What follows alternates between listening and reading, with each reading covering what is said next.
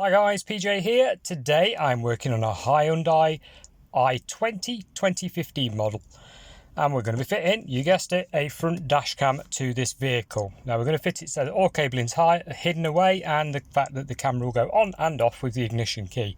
So in other words, you don't have to have it plugged into your cigarette lighter. To do that, you're going to need one of these fitting kits. Now, depending on the brand of your camera will depend on the type of fitting kit you use.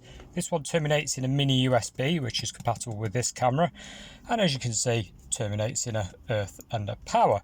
Let's open the fitting kit up and see what you get in the box. So in the box we have a little bit dark there, it's a shadow, sorry about that guys, it's actually sunny in England for a change, very rare. Right, we have the power cable, as I've just mentioned, which terminates in a red plus and a earth to go behind a chassis bolt or such like. The other end terminates in mini USB for this particular camera. And we also get two of these. Now these are fuse spurs. Now these are available separately. You can buy these or the entire kit off eBay, Amazon, most of your local car shops, that type of thing. We get the normal one, which is sort of old-fashioned now, and this is for commercial vehicles, some Mercedes. We're not going to be using this large one on this particular vehicle, so put that to one side. We will be using what's called mini blade fuse, such as this. Now, as you can see, it's got a female bullet, and the female bullet, quite literally, plugs onto the male bullet of the cable that goes to the camera. Now then, in here there is a 2 or 3 amp fuse, and that's to run the camera. You'll notice next to it a socket, and that's to put the fuse that we're going to remove from your fuse box in here. Okay, so in other words, we're going to find an accessory fuse, something that's not controlling airbags, ECUs, ABS, that type of thing.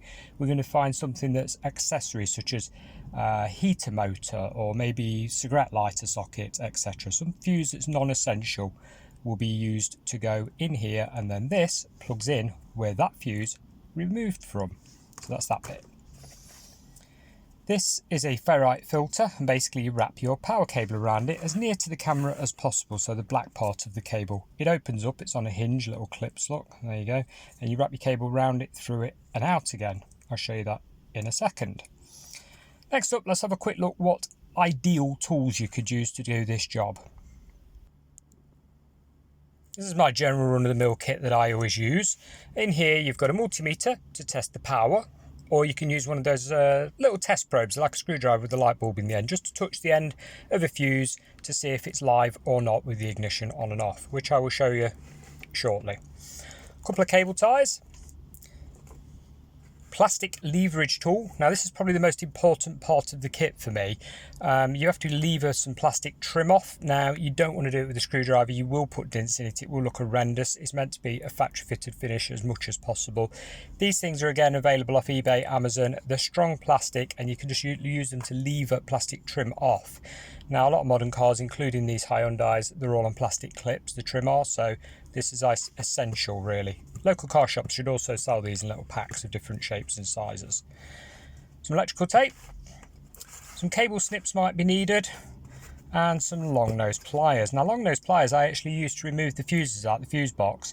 They do come with a little tool, the car does, to get them out, but it is quite fiddly and you don't want to drop the fuse down the back of the dashboard, so I use these to reach in, pull them out.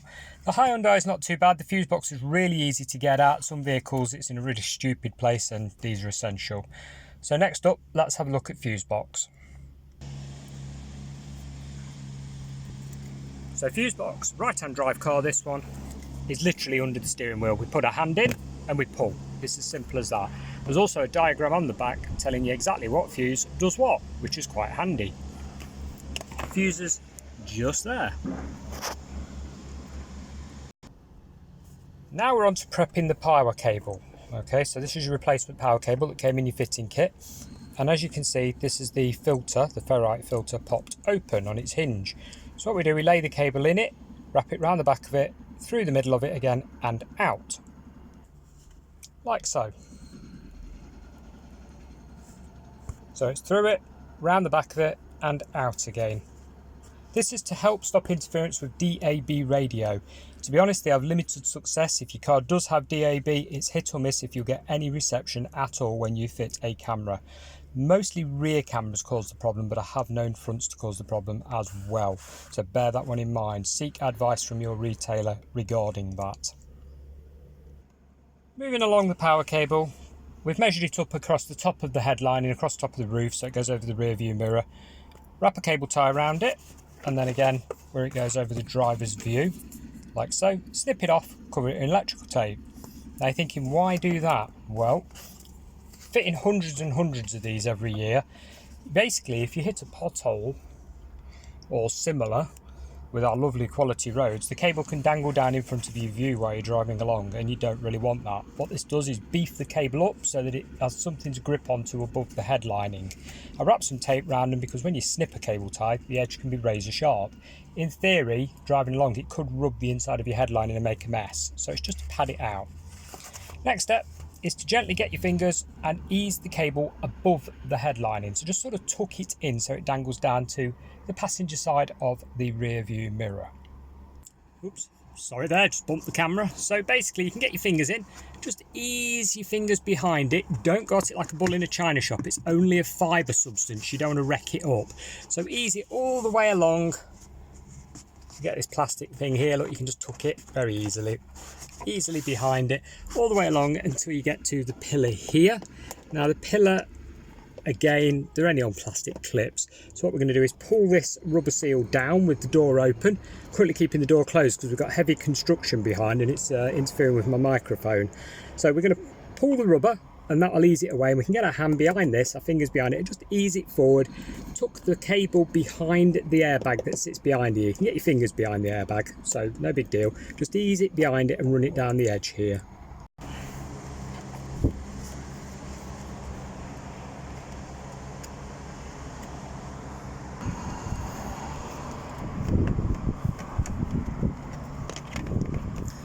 Right guys, sorry about the background noise as I was saying. Now we're going to remove this panel. Very easy to get off. Plastic leverage tool again.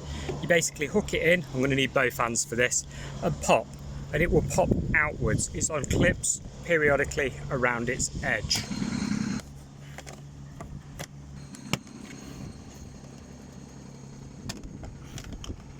There we go. This gives you access to a nice 10mm nut here or here to use as an earthing point. So what we're going to do is unscrew one of these, take it out and use that as our earthing point for the black cable.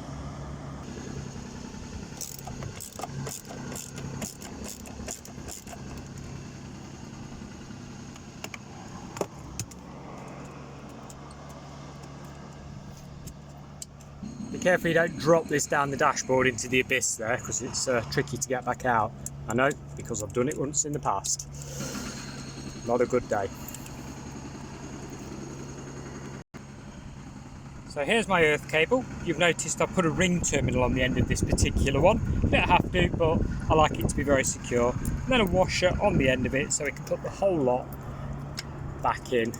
And we know it's nice, secure. It's not going to snap because it's got the washer behind it. It won't get stuck in any way. Just be a good earth basically. Tighten that up. Once your earth is secure, neatly run your cabling down the edge, go up and under, head through the hole here. So you've got your power cable just there, look, ready to go to the fuse box. Now for which fuse to use. Like I say, I've done a lot of these vehicles, and basically I always use the heater motor one, which is right here. And on here, we've got a multimeter here. It's this fuse. So if we touch the end of it with the test probe or the multimeter, you should have 0 volts or thereabouts. Now we turn the ignition on and make sure it reads 12 volts. Touch again, ignition on, and there we go, 12 volts. Turn the ignition off, remove the key, touch again, 0. That fuse is perfect. With the ignition off, we can now go ahead and remove the fuse. Quick tip, if your car has this type of fuse, the stubby fuses, you're going to need to go and get yourself a 10 amp normal mini blade fuse, or you can get the fuse spurs that are stubby, but they're not very common, they're a lot harder to get hold of, so I'd highly recommend just getting a normal 10 amp like so, if it's a 10 amp you are using. When you've finished, it should look like that. You've plugged your fuse in the spare slot and plugged it into the power wire. We then, watching which way round I put this, insert this to where the fuse came out of, like so. At this point, it's ideal to go ahead and test your camera works. So with your camera mounted and plugged in, pop the ignition on.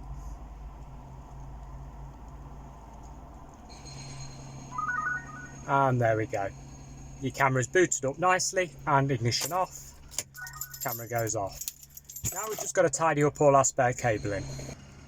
With the cabling hub gathered and electrical taped up, or you could use a cable tie, we're going to tuck it back down the side here and pop it behind the kickbell panel here. So it just subs basically down here and hides down here. Once done, hook your side panel in. It's got like hooks, and then basically pop it back in. It's on the press studs. Give it a tap and then pop your rubber door seal back on all the way down there. So, and last of all, your fuse box cover, which we need to put on the right way around. There we go, that does help. And that's it, guys. You successfully fitted a dash cam to your Hyundai. Any questions, pop them in the comments below. I'll do my best to get back to you as soon as possible, but just bear in mind I do get inundated with hundreds of questions every week, so it might not be straight away. Thanks for watching, and goodbye for now.